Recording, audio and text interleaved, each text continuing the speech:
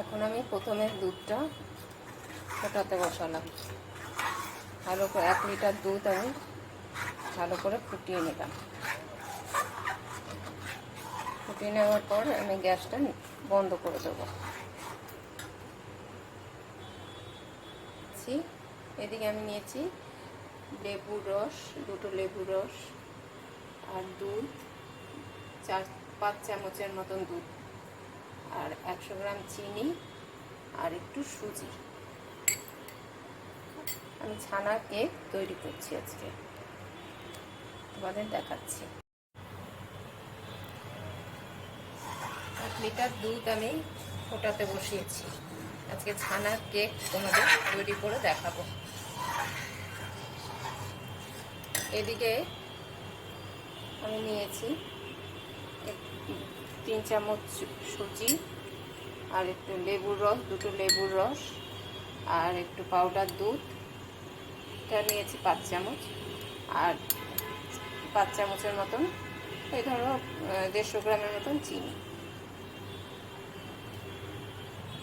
এবার ফুটে গেছে, আমি গ্যাসটা এবার নিভিয়ে দেব। নিভিয়ে না দিলে তাহলে গিয়ে ঠান্ডা হবে না। তারপরে লেবুর রসটা দেব। এরকমভাবে নাড়তে হবে ঠান্ডা করার জন্য।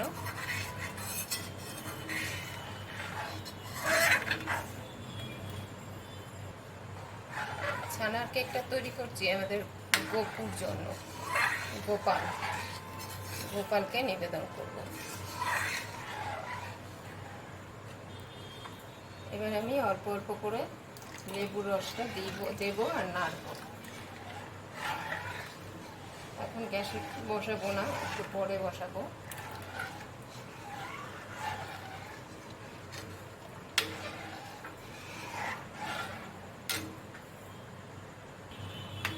এই যে দেখছো এখন একটু ছানা মতন হয়ে যাচ্ছে। এবারে গ্যাসে বসিয়ে দেবো। গ্যাসে বসানোর পরে এটা পুরোটা ছানা হয়ে যাবে। এই দেখেছো একদম ছানা হয়ে গেল। এবার এটা আমি ছাঁকনিতে ছেঁকে নেব। কত সুন্দর সহজভাবে হয়ে গেল।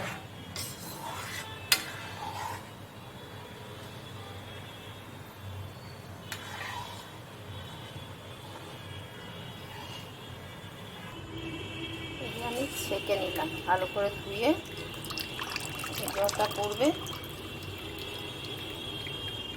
বেশি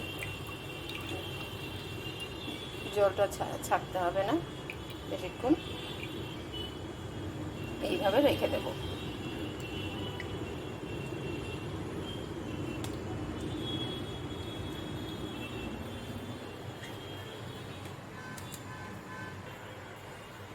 একটা থালার মধ্যে ছানাটা পুরো নিয়ে নিলাম।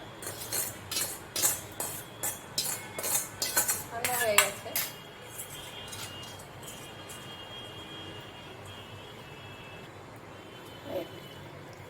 একদম ঠান্ডা হয়ে গেছে।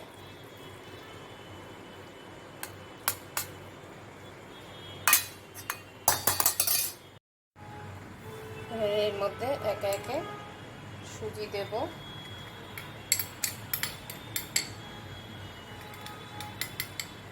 দিয়ে ছানাটাকে আমি ভালো করে নরম করে নেব ডোলে। এটা হাত দিয়েই করতে হবে। সুজিটা দিয়ে কেন করছি, একটু দুধটা একটু উষ্ণ গরম আছে, এদিকে সুজিটা ভিজেও যাবে, একটু নরম হয়ে যাবে।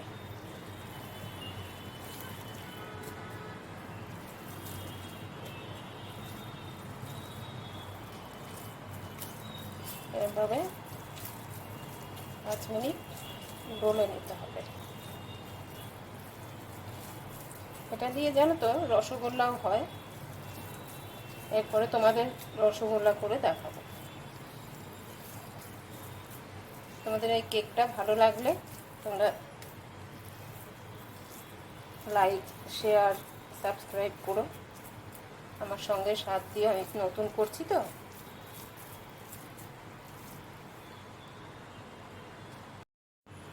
এবারে দেখো একটু ময়দা দিয়ে দিচ্ছি।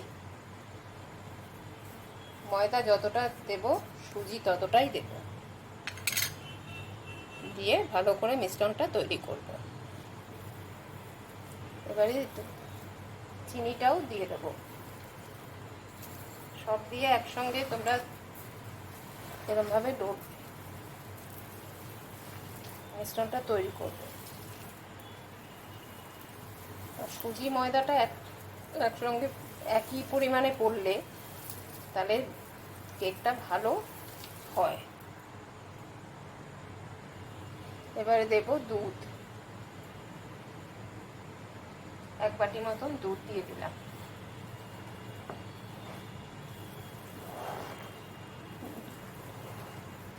চিনিটা তোমরা মিষ্টি বুঝে দেবে, কম বেশি। আমি একটু কম দিলাম, কেননা দুধটা অনেকটা পরিমাণে দিয়ে দিয়েছি, কেকটা বেশি এই হয়ে যাবে, মিষ্টি হয়ে যাবে। এবার আমি থালা থেকে বাটিতে নিলাম, 1 চামচ বড় এলাচ গুঁড়ো দিয়ে দিলাম, দিয়ে ভালো করে ফেটাচ্ছি। যত ফেটানো হবে তত ভালো হবে। এদিকে আমি দিয়ে একটা কড়া বসিয়ে দিয়েছি গরম করতে।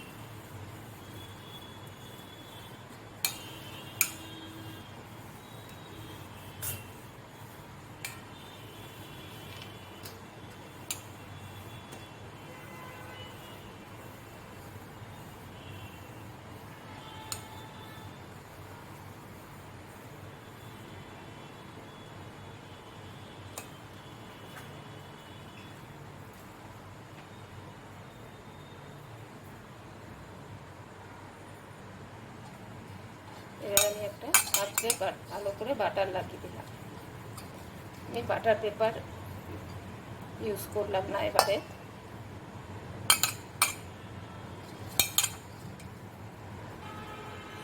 এর অর্ধেক ইনো দিয়ে দিলাম।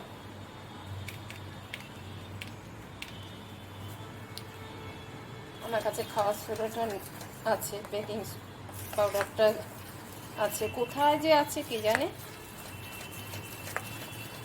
বুঝতে পারছি না। জানো তো, কোনো কিছু করতে গেলে মানে এটা কোথায় ওটা কোথায় খুঁজতে খুঁজতে মনেও থাকে না আজকাল।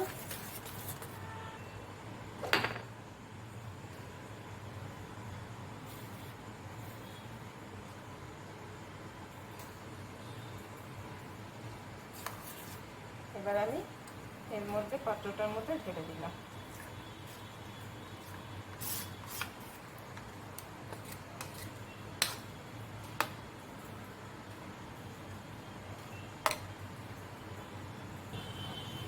একটু ট্যাপ করে দিলাম যাতে লাম্প না হয়, দিয়ে আমি ডিরেক্ট কড়াতে বসিয়ে দিচ্ছি। তোমরা দেখো হাতের মধ্যে ছ্যাঁকা খেও না। এবারে আমি ঢাকা দিয়ে দেব। এবার ঢাকা দিয়ে দিলাম, উপর থেকে ঢাকাটা দিয়ে দিলাম, একদম হাওয়া বেরোবে না। তাহলে কি কত সহজে বলো তো একটা ছানার কেক তৈরি হয়ে যাচ্ছে। এরপরে তোমাদের যদি ভালো লাগে তোমরা বাড়িতে করে মা, কাকিমা, জেঠিমা সবাইকে খাইও। ঘরে যদি গোপাল থাকে তাকেও দিও, তাকে আগে দিও। এটা 20 মিনিট থেকে 30 মিনিটের মতন এটা লো টু হাই ফ্লেমে হবে। তারপরে আসছি তোমাদের দেখাবো। দেখো একবার তুলে দেখে নিচ্ছি, এখানটা আর একটু হবে। আবার ঢাকা দিয়ে রেখে দিই আরো 5 মিনিট, তারপরে আর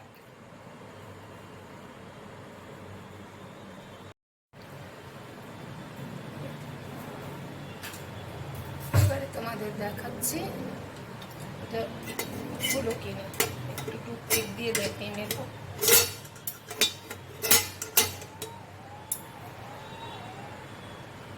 এবার দেখে নেব কতটা হলো।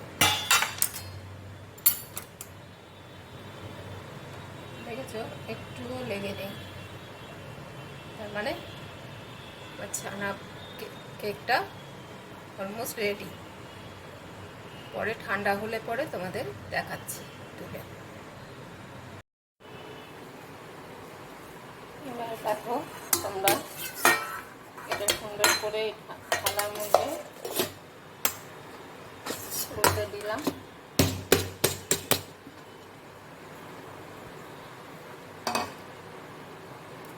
এটা কত সুন্দর হয়েছে স্পঞ্জি ছানা পুরো কেক। এবার এটা উল্টে দিলাম।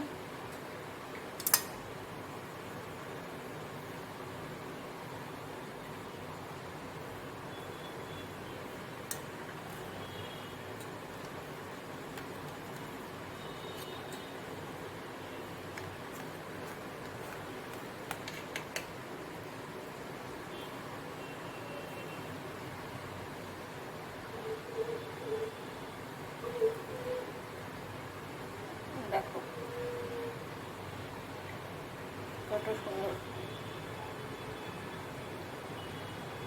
এইভাবে তোমরা বাড়িতে করে বড়দের, বাচ্চাদের, বুড়োদের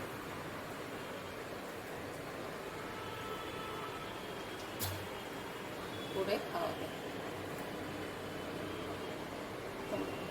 প্রথম ভিডিওটা করলাম, তাই তোমরা একটু কোনো জায়গায় যদি ভুল ত্রুটি হয় কমেন্টে লিখে আমায় জানিও। পরের বার ঠিক করে আমি আবার করে নেব। প্লিজ তোমরা আমাকে সাহায্য করো, আমার সঙ্গে থেকো। হ্যাঁ, তাহলে আমি আবার আরও ভালো ভালো রান্না আমি তোমাদের দেখাবো। এখানেই শেষ করলাম, আজকের মতো এতটুকু থাক। পরের দিন আর একটা